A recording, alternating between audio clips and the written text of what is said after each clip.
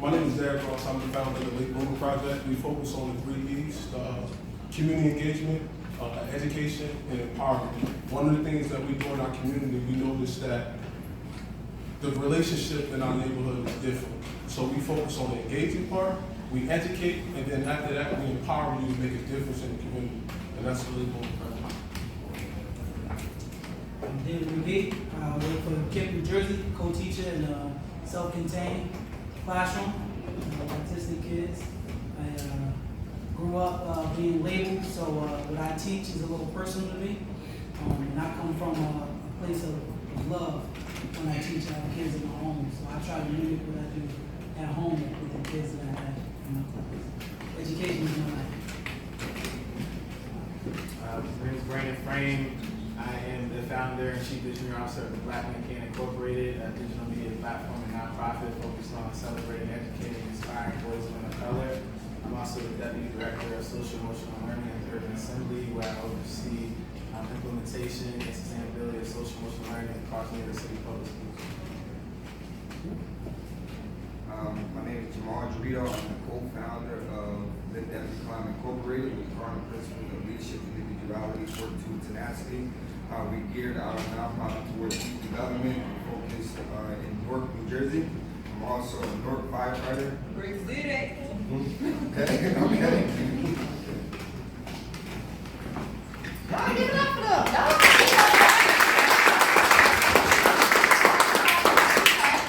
Before I get into these questions, I just want the panelists for our time. Okay, Derek. No, I'm just kidding. Just keep that in mind. Audience, please, if you have any questions, you have cards in front of you. They are for suggestions, but if you have any questions that you want to ask, just jot it down because we will open the floor up for questions at the end. So first I'm going to ask all of you guys to answer this first question. Does the way you're perceived by society shape how your masculinity is expressed? I'm going to start on this end. Does the way you're perceived by society shape how and when your masculinity is expressed? My answer is simply yes.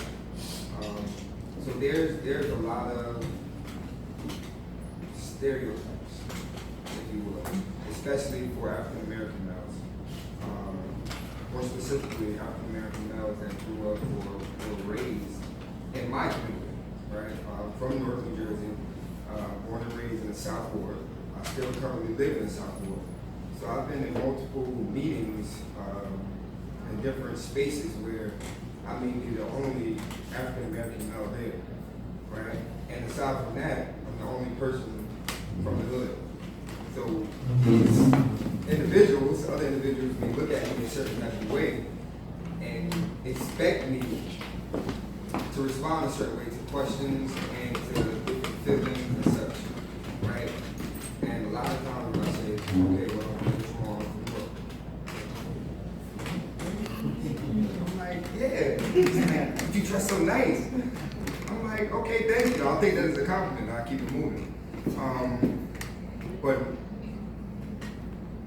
most times they would expect me to respond in like an aggressive way. I just say thank you. I appreciate that. Because, excuse me. Like I said, they expect me to respond in a certain type of way, and I respond by saying thank you. And I respond that type of way because I'm not anyone's stereotype. I'm not living up to anyone's stereotype. And that's just me.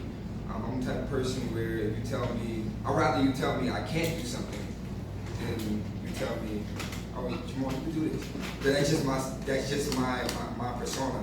That's how I live my life. So again, to answer your question, yes. I would say, most men would probably say yes to that question, black men, in terms of how you conduct yourself and carry yourself in certain spaces, because it's kind of like, even as guys, like even to the extent, like you'll say something, and like guys will say like, no homo, pause, just because it's like, oh, like I don't want to come across as seeing that I might be gay, right? Or like there's a way you're in church, right? You see guys, men don't necessarily praise the way women do because you don't want to seem feminine when you're in church because you see the way that women may praise the Lord, and you're like, well, if I do that, I seem more feminine. I think all these different spaces and places, when we think about, you just mentioned work, and I mean, we can all go down and give various examples where we're always hypersensitive about how we carry ourselves in different spaces because we know that we perceive as having maybe feminine qualities, we want to perceive as being gay, we don't want to perceive as being a sellout, we don't want to be perceived as, and the list just keeps going in terms of like how we kind of conduct and carry ourselves in these spaces because we know that, just all it takes is one action or it can take one tweet, it can take one Facebook status that allows for people to make a perception about who we are and how we carry ourselves. Could you repeat the question for me? I want to make sure I answer. Does the way you're perceived by society shape how and when your masculinity is expressed? All right, I got kind of a negative and a positive, right? So, how I was raised, masculinity isn't a byproduct of what I am today. My father was very much a part of my life growing up, but everything I am right now came from my mom.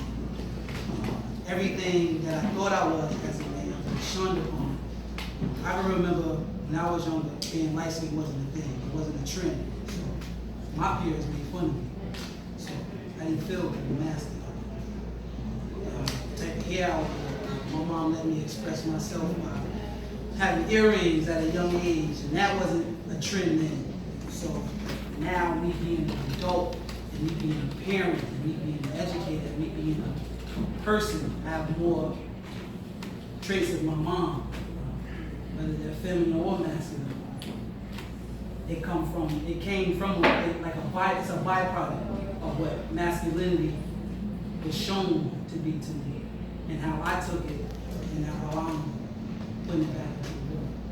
So it affected me a lot, and this is how I show my masculinity by being a nurturer, a teacher. I teach. I don't want to teach to lead. I want to teach so everyone can lead themselves. Because I'm a part of a collective. I'm an independent part of the collective. I'm teaching you that. I'm teaching you to step along, and I'm teaching you to step as I step. Derek? Well, for me, this is a emotional topic for Black masculinity. I thought about this topic for 2 months now since we started this discussion, having this panel. I was raised by my grandparents. My grandparents are from the South. They're from Middle Georgia, and my grandfather was a firm black man. He was an angry black man. This is a man that's from the South that's working 16-hour shifts, but when he's on the job, he doesn't feel like a man. When he come home, he feels like a man. The tone is different. He's strong. He's more bold. But when you go in public, he's weak. And I stand here today, I'm ashamed because I see that same reflection of my life. Me being a hard, bold person, but at the same time, am I a strong black man or am I a detriment to my community? So, regarding to that, I say yes, because based on your surroundings, whatever you were exposed to, that's your clear reflection. So based on my upbringing, that's what I would say.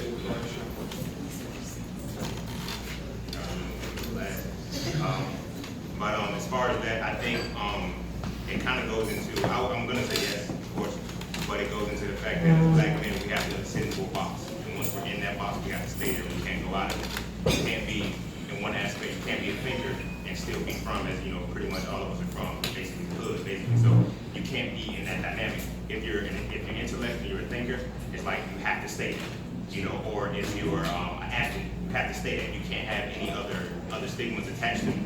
So when it comes to that, if you're stepping outside of that dynamic, or you're able to tap into multiple realms, you get called the sellout, you get called the front, like there's certain things that are put upon you. So it's one of those things where when we find what fits most comfortably for us, we stay there. Sometimes we can outgrow that situation years ahead of time, but we stay there solely because this is the comfort zone, this is where my friends are, this is where my family is, this is where everybody's gonna love me and respect me. And that's one of the biggest issues too that comes into it. A lot of the stuff that we do as black men is for respect. Because as you know, a saying goes, love is for women what respect is for men. So when you realize, you know, you can actually dissect what it takes, you know, for what a woman will go through for love, imagine what a man's gonna do for respect. Especially a black man when they don't respect us at all. Okay, round of applause for that. So our next question is for David. Pass the mic to David. In society, we deal with like, I don't like light-skinned dudes. I like light-skinned dudes, I don't like dark-skinned. Light-skinned dudes soft. So do you feel like colorism exists amongst men? And how does it affect you personally? It definitely exists, and I've been going through it all my life. Like I said, I can remember a time when being light-skinned wasn't a trend. So I grew up in a family with my family with brown skin. So I was always like, so to say, it's like that. And it was the same way in school, probably up until like 2008, when light skin was a thing again. Even to this day, my friends, we could be anywhere, drinking, eating, playing ball. Something will happen, and then somebody will say, "Oh man, you acting nice. Go ahead with that Drake stuff, man. Come on, this R&B stuff. Trey Songz right now." So I've developed, and I'm consciously aware of it now. I've developed like this form of aggression. And to now, you know, my friends see me as, "Oh man, you know, you light skinned, but like Drake said, he's still a dark hint." You know what I mean? Because I feel like I gotta be this dark knight, you know, I gotta be the macho man. Somebody stepped to me the wrong way, and I feel like I gotta step back to with aggression, and all that came from life and assault. And that stigmatism that played in my life, like real one. Well, I didn't feel equal to my peers, but now I'm an adult. I have certain adult features and certain adult intellect. So now, I just step into a room, and I feel comfortable with myself because I'm not associating myself with these stigmatism. You know, like. So you feel like you gotta be tougher? Yeah, for sure. And the dark skin for me. Yeah, because apparently all my brown skin friends are these tough guys who, you know, take me a crack, spoke up for themselves, but I've always been more of a reserved, soft-spoken type of person. You know, I've been in situations in life where me being a soft-spoken person would have gotten me out of it, versus me trying to be brown-skinned, dark-skinned dude. I'm like, nah, what you talking about, bro? Getting in his face and getting aggressive, trying to ruffle people by the collar, because that's what I was shooting when I grew up and who I was around with. So your advice for the younger light-skinned men right now, growing up, what advice would you give them? Your person, just like everybody else, no matter what color. Okay. I have a question for you all. In your search for self, what challenges did you face, whether internally or externally, and how did you overcome them? Okay, so within my search for self, my challenge was basically connected to your first question that you started off with, right? And that's because, like I said before, I grew up in the hood, and when I was in a college setting, at first I couldn't distinguish the two. So I was still the same Jamal from the Southwest North, still the same. Until I was put into my place by the school. The school said, listen, we're terminating you because X, Y, and Z. I said, oh, shoot. And I was faced with a decision, okay, either I'm going to get a job or be sent to the military. I'm like, listen, I don't want to do either. So I dug deep into myself. I did some thinking. I did some praying. I did a lot of praying. I did some searching. I was just like, listen, I need to step up. I need to be responsible for myself, for my actions, and I always wanted to be successful, so I'm like, listen, this is what I need to do. So I stepped up and I made it happen. After that, I think I buckled down this one. I distinguished myself from the hood. I spent more time in the library than at home. And the next semester, I put my grades up to like a 3.75 or something like that, and transferred to Felicia University where I'm at, Yolanda. So yeah, that's the biggest thing. That was the biggest thing for me, was just distinguishing myself from being in the hood. Because that's what I seen growing up, right? All the males that I seen growing up was in the hood, they was a big homie, they was this, they was that. It was always on the corner, and that's all I seen growing up, and that's what I wanted to be. I'm like, listen, that's probably where the man is, but that's the only thing I see, so that's what I'm gonna do. And that's what guided me in that direction. But some soul searching, changed my direction. A lot of men from the hood can't get out of that hood mentality. How did you get out of it? Like I said, soul searching. I'm gonna let y'all know something, right? So my first year in college, I was dealing with a young lady, right? And she didn't take no BS, right?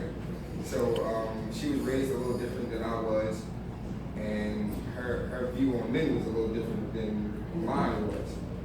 So I had to change up because she didn't accept everything, and I was just like, oh, okay, welcome to the real world, Jamal. And that guided me in a different direction as well, basically. Okay. Derek, the next question is for you, Derek. Jamal talked about being with a woman. This generation, there's a lot of independent women in the world.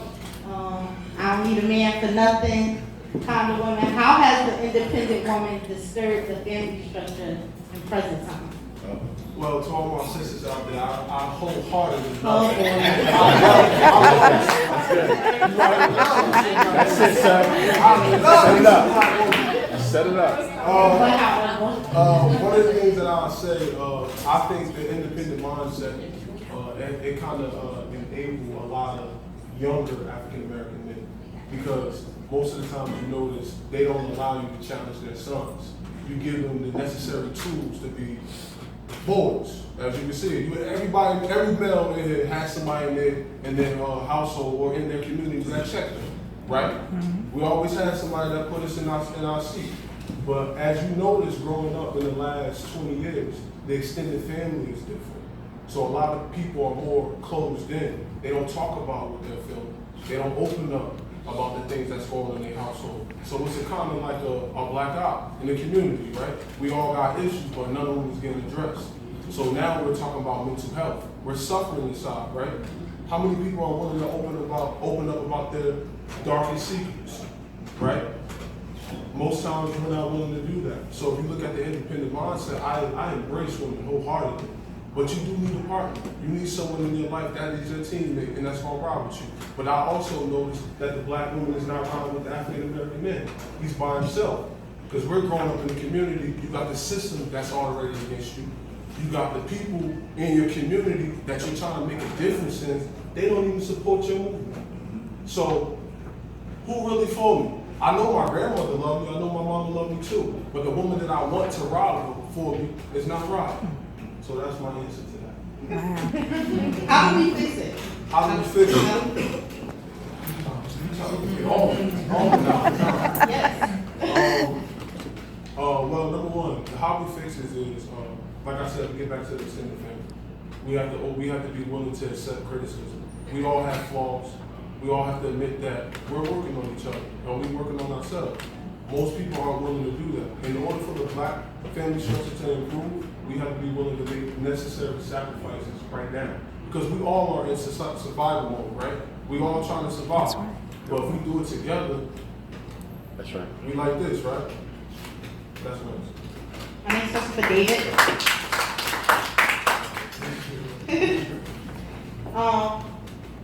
He talked about women basically failing black men. We're not there for them. So who failed you? And what do you do? And what have you done to avoid failing the next generation? That's good. Yeah, I said it. Who failed you?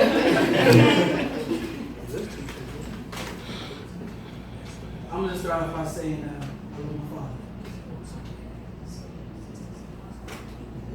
But me being a man and me being a parent now, and me for all my flaws, past and present, I've made a connection, a direct connection from things that I've seen my father do.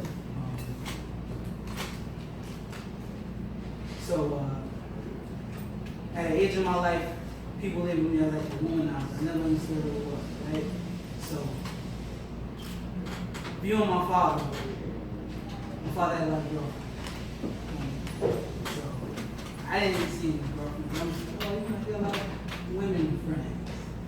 So, when I came into my own and I started dating, it's all right to have a lot of women friends. But I started doing family things with these women friends. And my father was always there as a father figure, you know, paying bills, giving me money for trips and bowls and taking me to Chuck E. Cheese and Toys R Us and having that get to that age son conversation.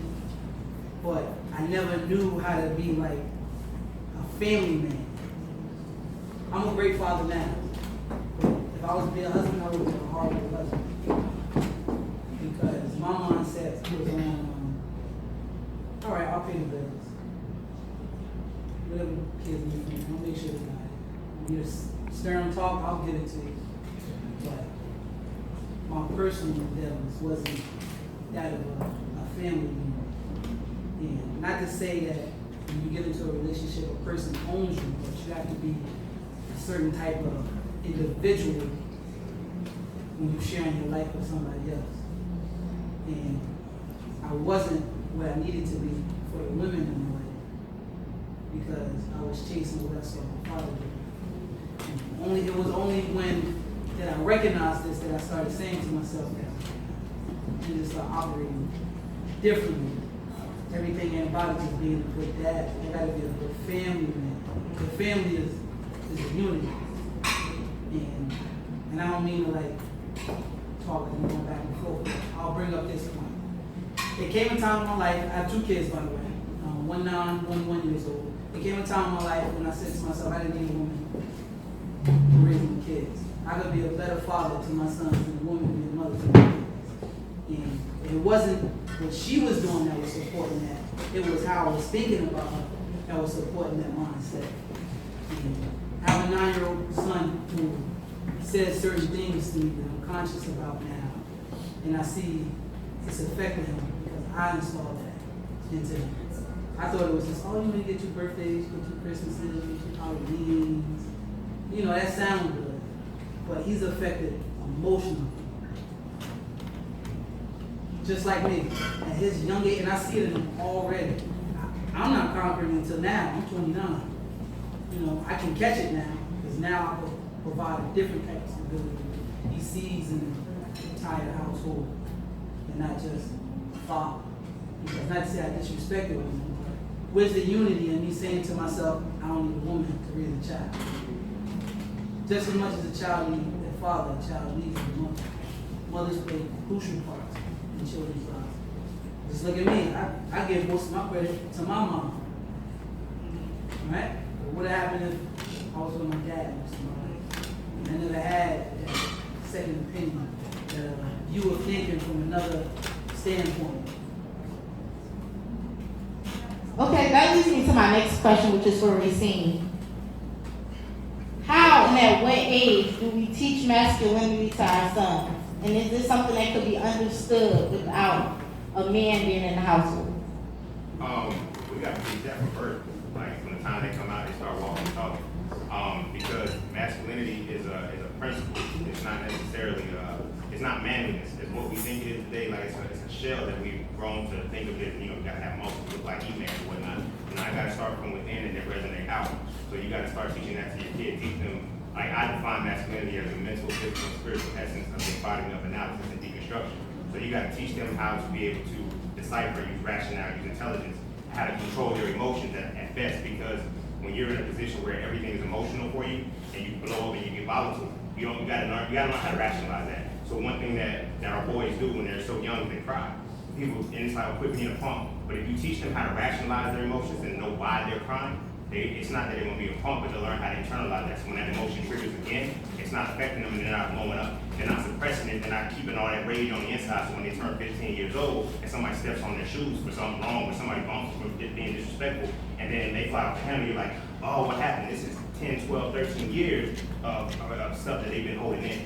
So you gotta kind of teach that at an early age when they first start crying, when they first start expressing themselves, when they start expressing emotions, teach them how to rationalize it. So as far as it being able to be done without a consistent male role model, no, it can't. There's no way around that because it's like a woman, she can raise a boy, but she can't raise a man.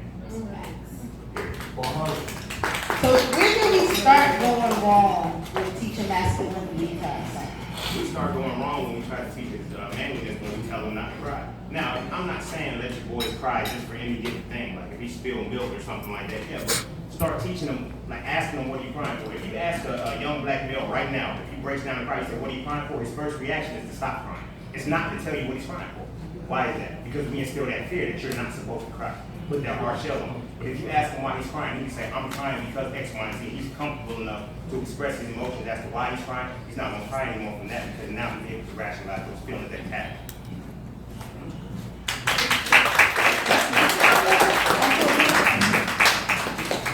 This is gonna sound crazy, but I was just in my head thinking one day after I seen like a post on Instagram and somebody posed the question, what if God was a woman?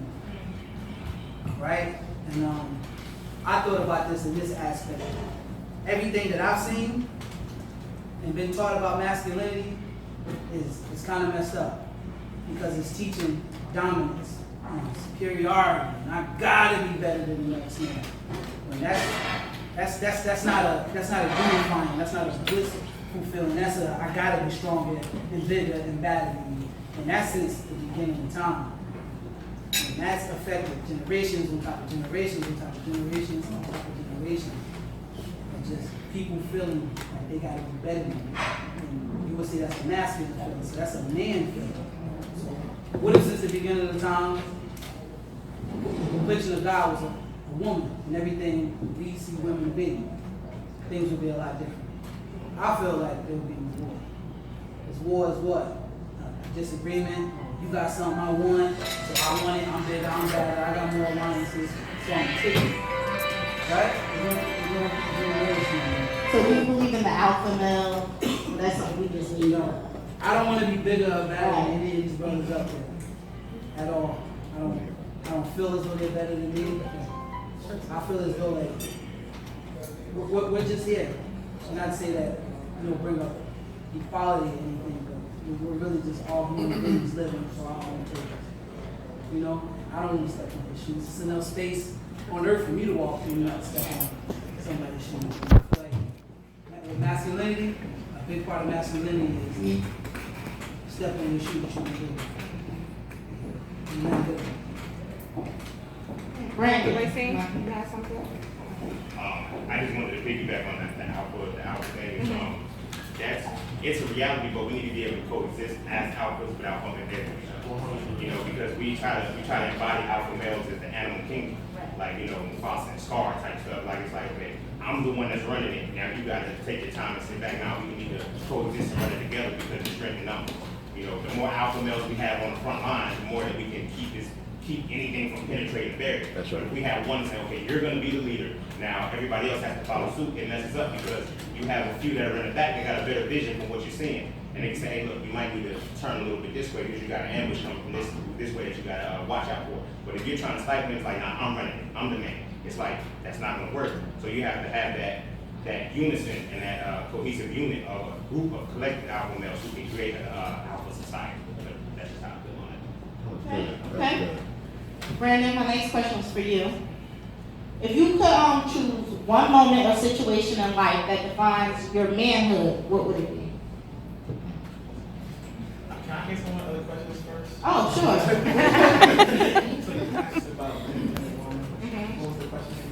That question was, does the independent woman interrupt the structure of the family? I think that I just wanted to address that one because I think that has caused there's an evolution that's taking place because women are assuming roles that typically men held for a very long time. So women, CEOs, starting their own businesses, and all these different things. Women are masculine. And so I think that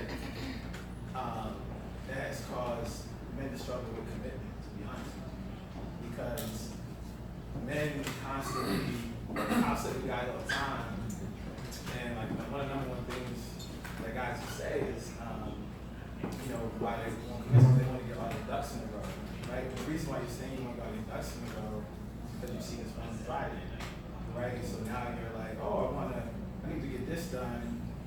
I want to reach this level because I want to be this protector, this provider, and it's a little bit evolved from what our grandparents, the man that our grandparents had to be, or even our parents, in terms of what that man had to be. Because even in that stage, you look at maybe the 70s, the 80s, women still didn't assume roles like that. So I think that it's caused a shift for us to want to get all our ducks in a row, which again is like flawed thinking. So I think it's caused evolution.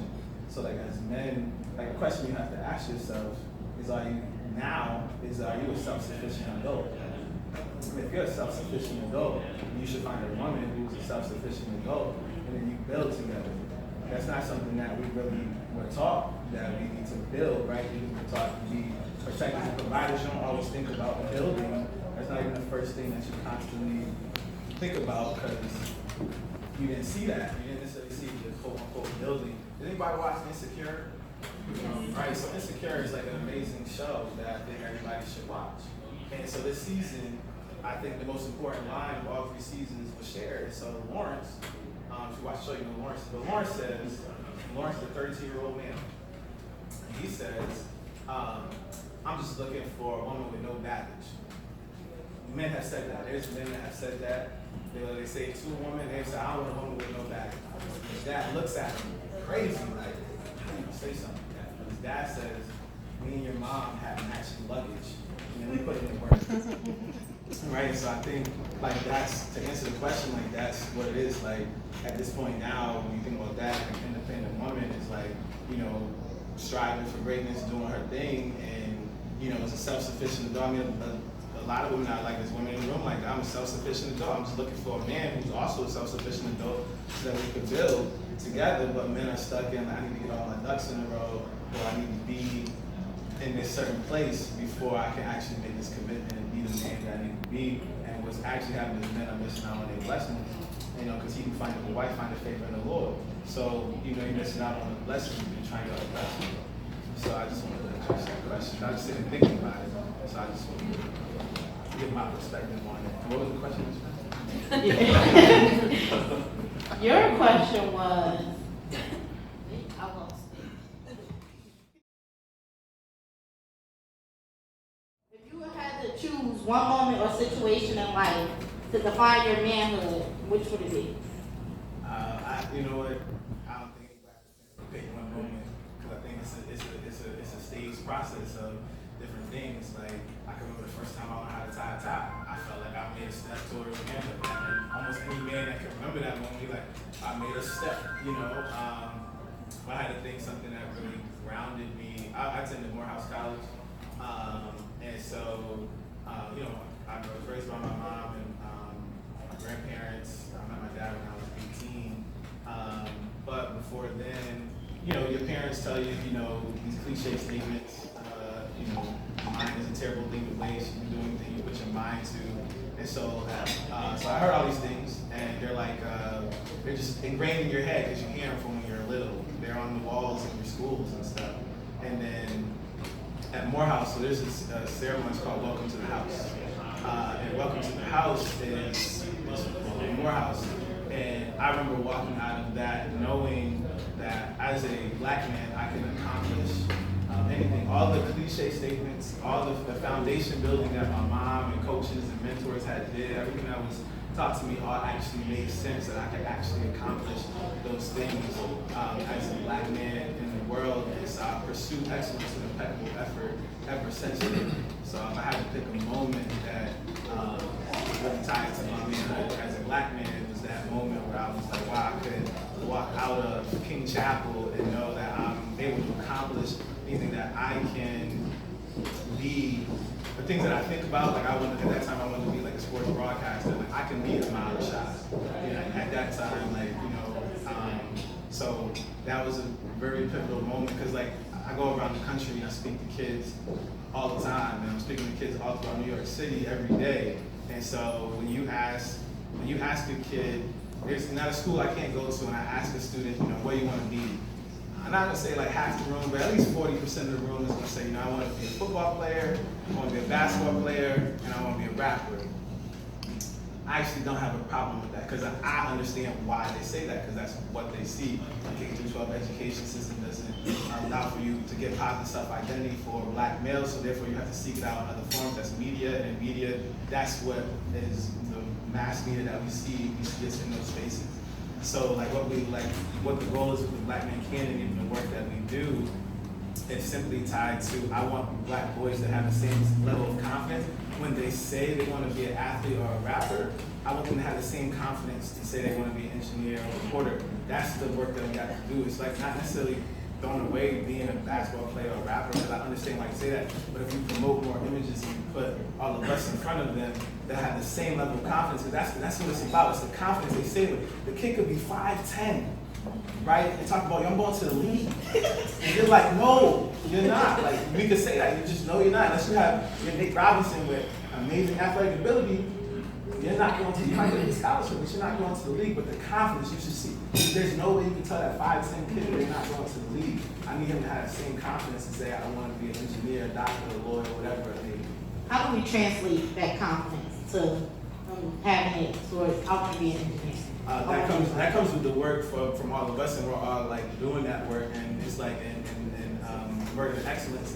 You know, Jay's like, I just need 1 million more. Like we need all of us, and we need 1 million more men. We need to be out there. And like we also have to. One of the quotes that I hate the most is Frederick Douglass, because like people will quote him all the time, and they'll say, "Oh, it's easier to fix broken. It's easier to fix broken children than repair broken men." And it's a fundamental problem right there, because I need all these men at the table.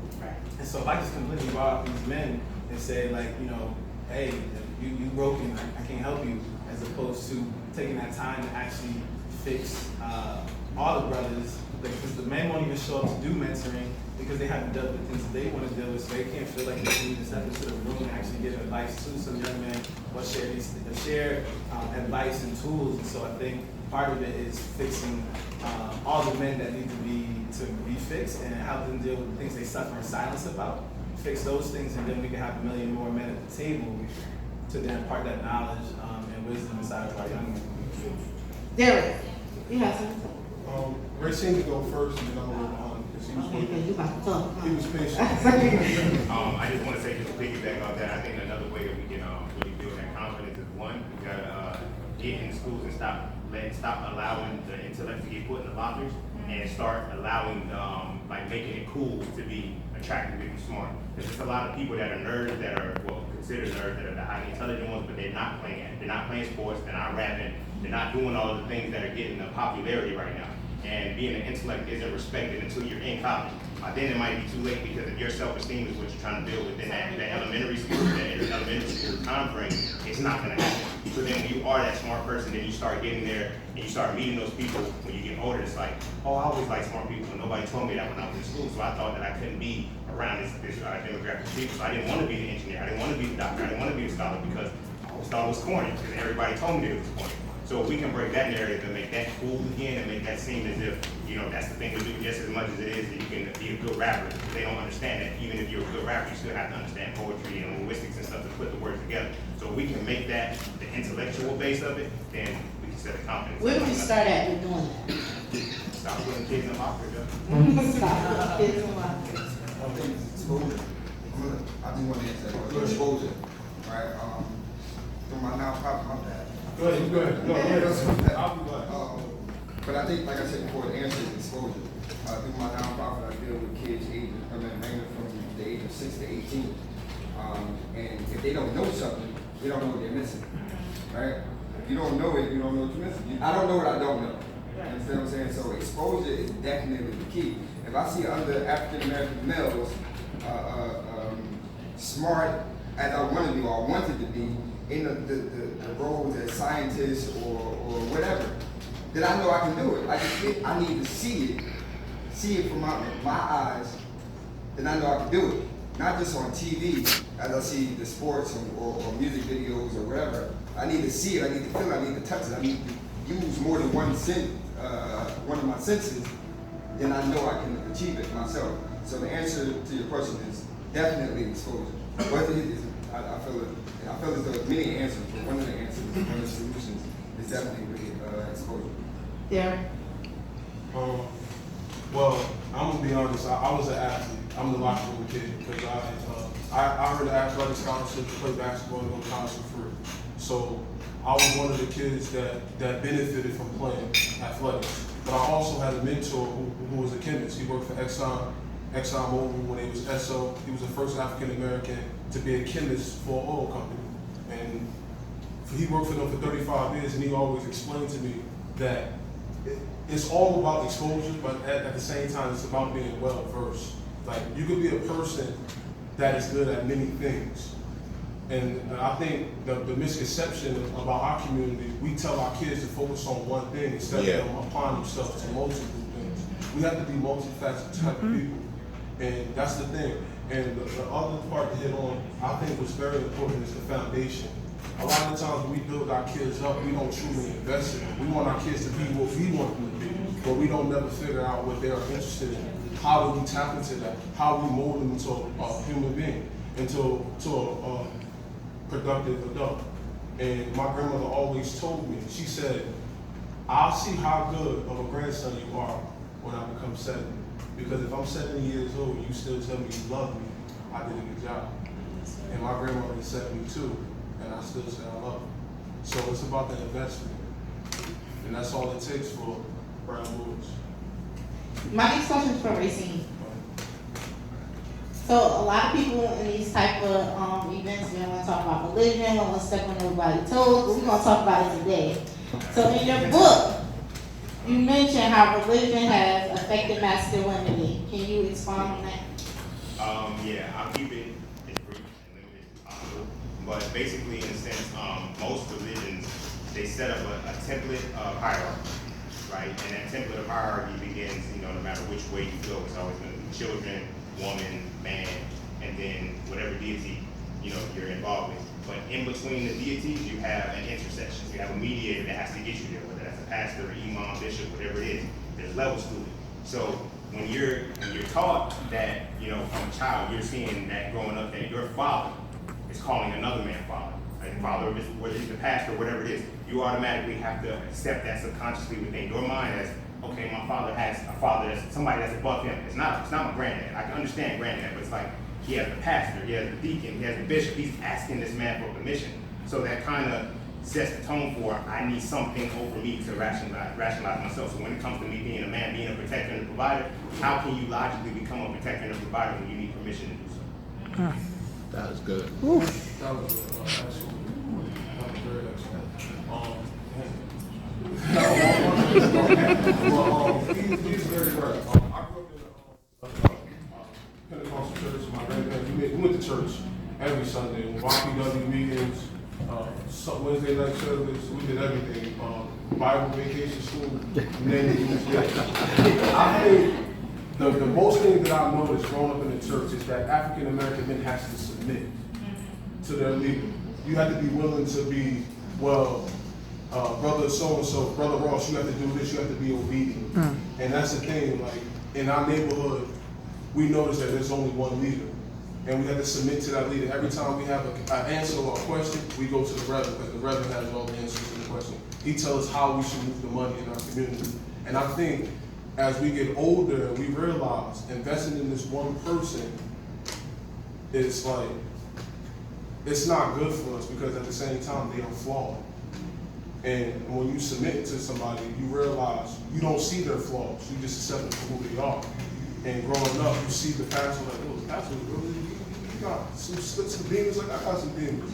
But he won't openly admit that. And here's a person that I'm submitting myself to, telling him all my flaws and the stuff that I'm struggling with. But he will never open up about the things he's struggling with. So we're never on an even plane. And he will always look at me beneath him.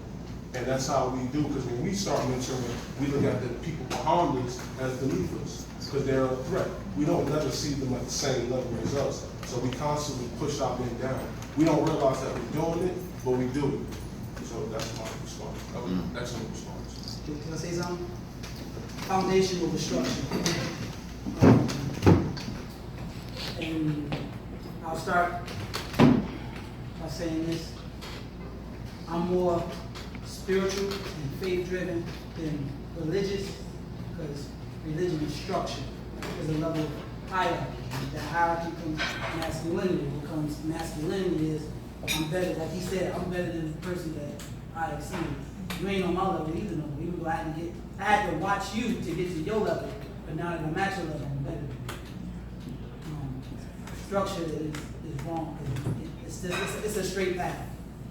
We all can follow a straight path. Some of us might need to take an angle to get through it. Some of us might need to take a step angle to get where we go. There's buildings that's built in abstract ways, and you'll look at it like how, because the foundation is set.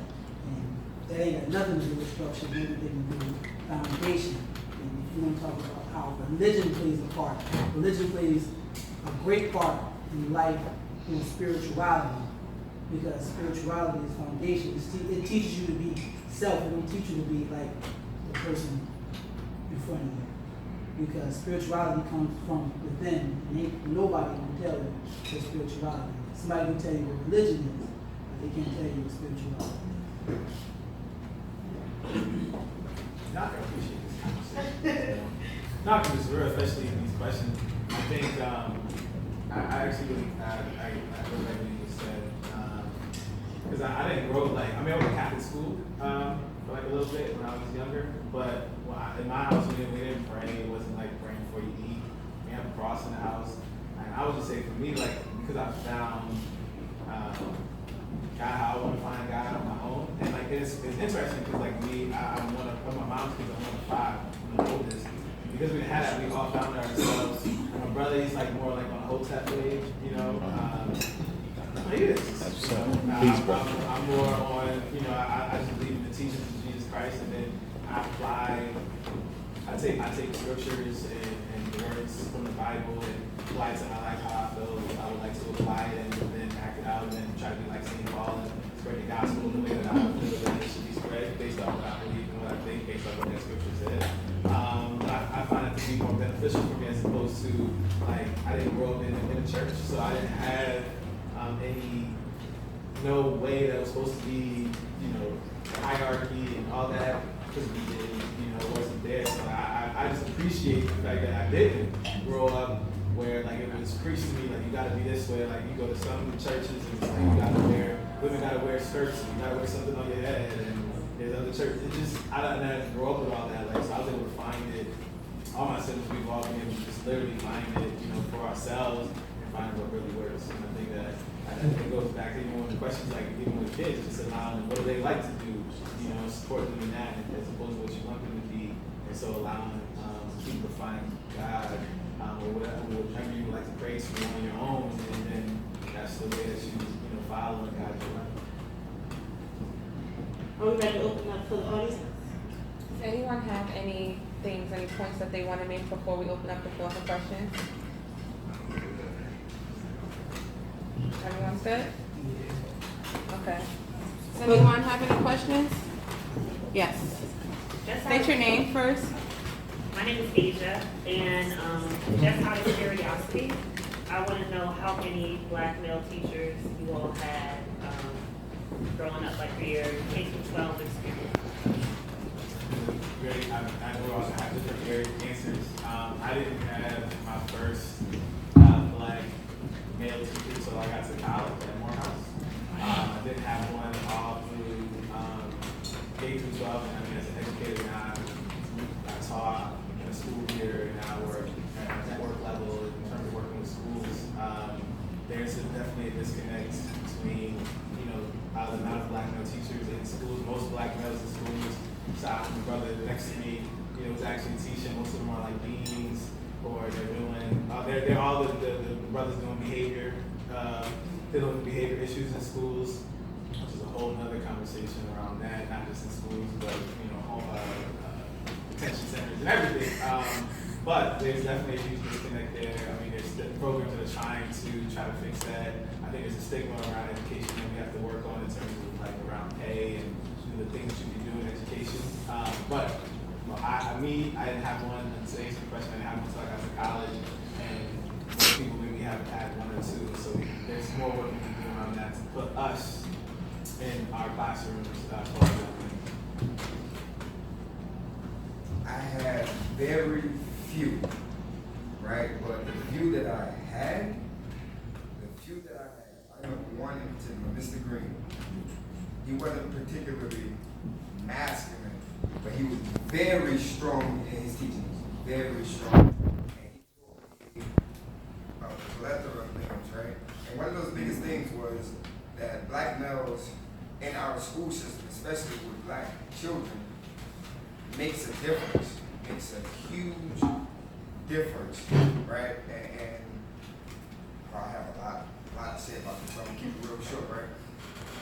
I know more African American males who are correctional officers than teachers, right? Wow. Correctional officers, they are put in those type of roles, right? Because they make a difference in that system dealing with other African American males, right? We need that in our school system because it's proven in so many different ways. There's studies focused around it. We need more African American males in our school system. But to answer your question, I had very few, but the few that I had was very strong in the teachers. Can I just change a second? So that also brings up a point of what you said around correction officers specifically. When you think about different careers and how we need to transform the education system in terms of what teachers receive. So like as a correction officer, the correction officer is actually a very appealing job. Aside from the actual daily work that you have to do, it's something you can sign up for. Say you sign up at 30, you could work 20 years.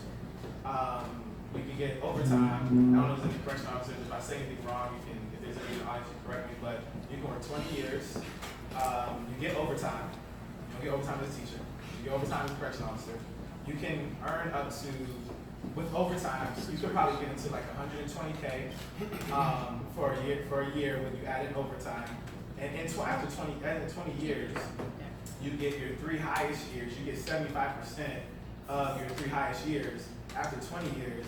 And you can retire at 50, and that's what, I don't know what that is, but that's probably like somewhere around $70,000, $80,000, something like that. And that might not be what it is in New Jersey, and maybe I'm just speaking on Connecticut because that's where I'm from, but I know that that's what it's like in Connecticut. So that sounds like aside from the actual job that you do, which is like a really hard job, that's a very appealing job to do if you think about it in that time frame that you could retire at 50 and still make $75,000 a year, still get another job, right? So I think it's just even thinking about education, think about how we structure it so that teachers can have kind of the same opportunities from a pay or when they retire is usually the same. I used to be a mathematics teacher for Speedway Elementary School. All right. I lived in Bradley Court Projects, and I taught for North Public Schools. I walked every day across the street to go to work. The reason why you don't see many African Americans in the school system is because you do not appreciate African American men. They just don't. I taught 3 years in mathematics. We're extremely underpaid. North Public School Districts has 5-year freezes. We don't get overtime. I taught mathematics and I coached basketball and I did chess just to break even. The reason why, the issue that I had and the example that I wanted to make, I wanted to be a person of influence. I wanted to actually live in my community and touch the souls that I was teaching. A lot of educators in this community, they come to North, Patterson, any other urban communities, make money in those school districts, but they choose not to live in those communities. That's how you impact information. That's how you impact education. You have to live in those communities. And to piggyback off the police situation, I believe in community policing. A lot of police officers who work on the force, they don't know the community. So they're not familiar with the community. I'm just here for the 8 hours. That's why our community looks the way it does. The more important jobs when it comes to teaching and developing young people, we don't control those jobs. Those jobs are controlled by outsiders who are telling you what your child should be. And that's why our community system, well, our education system look the way it does. We can't even pick our own superintendent. And the principal lives in a whole other city or state. So the principal is not even familiar with the demographics in that community. So that's why I got into teaching, because I grew frustrated. And at the time, you couldn't discipline and handle the boys the way you need to because your hands are tied. It's always a DIFAS case. You get written up for reprimanding the kid. So that's why a lot of African Americans choose not to become teachers. And that's my answer. Sorry, Asia. My answer to that is I had it's going to be loaded. Like I had my first African American teacher who was a male in academia when I was in undergrad. It was for freshman seminar. Didn't count. Like freshman seminar, you just show up to get the basics of college. But in the streets, I had teachers all around. Like you have the big homies, you have the OGs that are telling you stuff that you're not learning in academia, but that's going to either make you money, it's either going to get you women, or it's going to get you respect. So when I go to school for 8 hours a day, right, and I'm seeing a whole bunch of teachers, one that don't look like me, and I know they don't like me. We're always at odds because if I ask them a question, they think I'm challenging them because I'm really trying to learn. So I got to shut down. But then when I go to the big homies and I'm like, hey, how you do X, Y, and Z? Oh, let me show you. And they just take you. They take you under the wing. So it's kind of one of those things where it's a double-edged sword because it's bad, but then you're getting that teacher that you need. And when we need that teacher that looks like us, fortunately we can't get it from academia until, like I said, years later when you're in college. Like I only had like two teachers. It was an organic chemistry teacher, and then it was my freshman seminar teacher. Other than that, everything else was, so it's like, we need to, when we're not in school, our boys need to see us in that light where we're not, trapping or rapping. We need something else outside of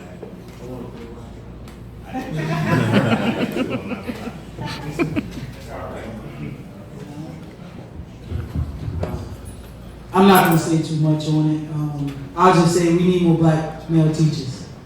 That's it. My views are a bit strong. I don't know if it and just to touch on what the question asked, my first black male teacher came when I was in high school. Math teacher by the name of Nasib Gifford. So, and outside of that, I didn't have any other male teachers until I got to college. And they were black men, but they were foreign black men. So they weren't like black men that I could identify with from my community. So I want to hear your views. I want to hear him too. good man. Just Any other questions? Brandon, did you have something you wanted to say? No.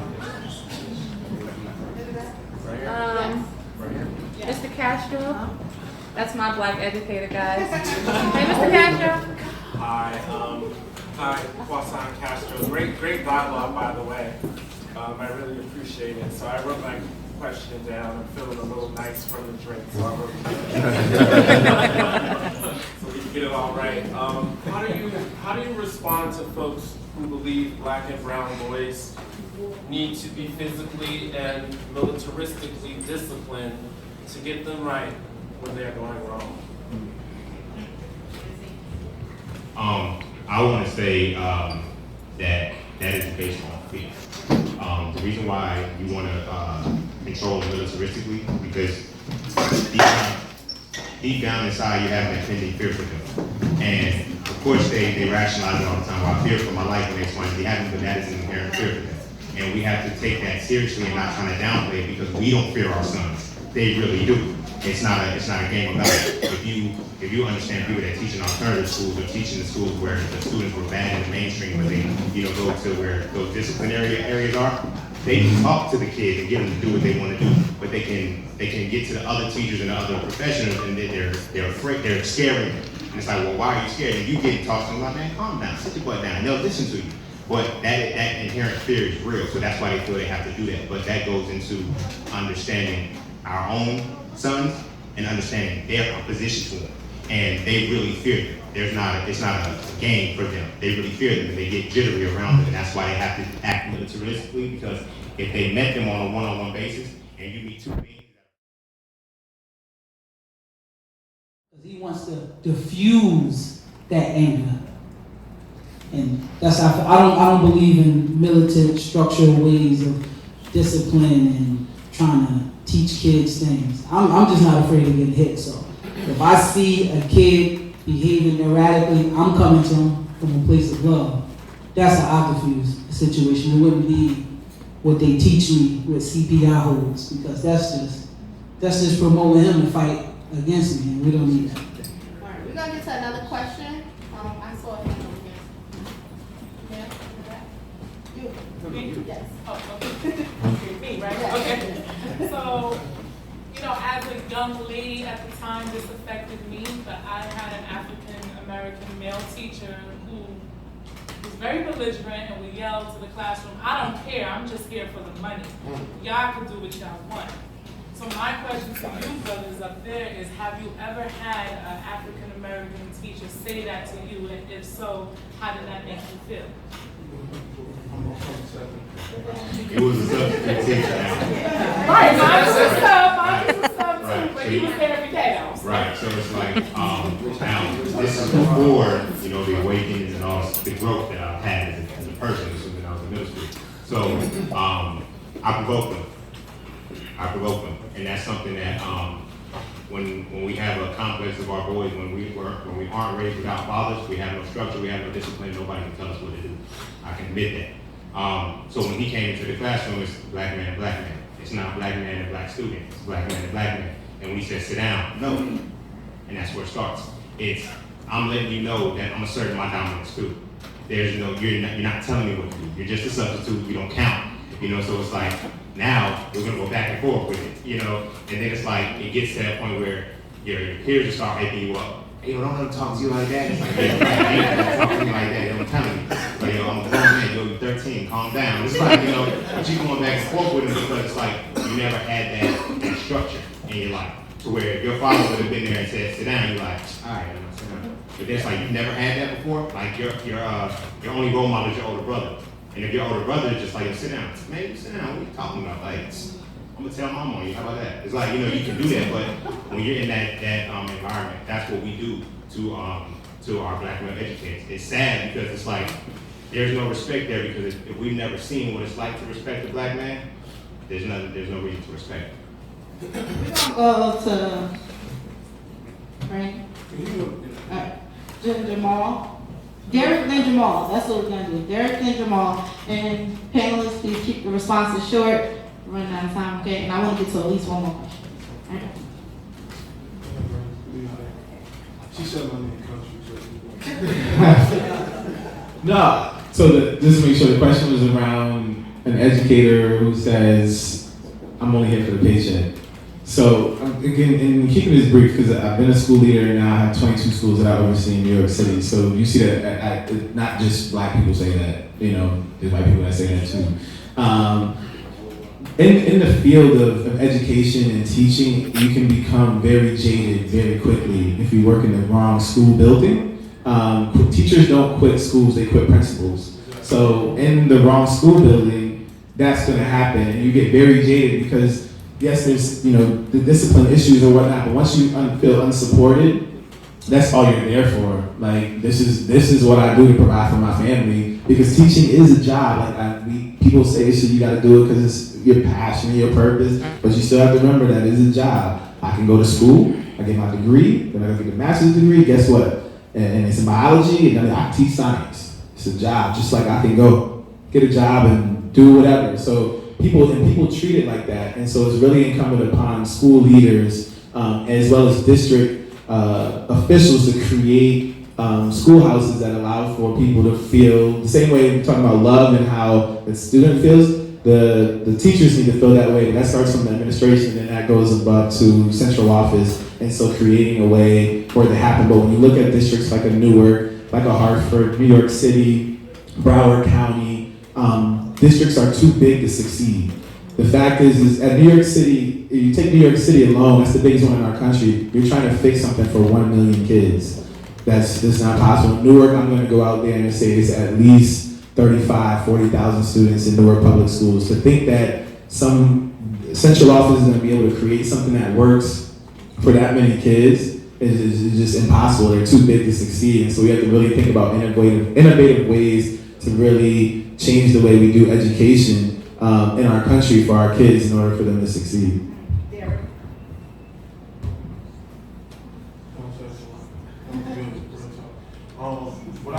I go back from the very beginning, like I said, it's the investment. Like it makes a world of difference when the educator actually live in that community. Because my kids go to the same school that I'm teaching at. You think I'm gonna work a little harder to make sure your kids get what my kids got?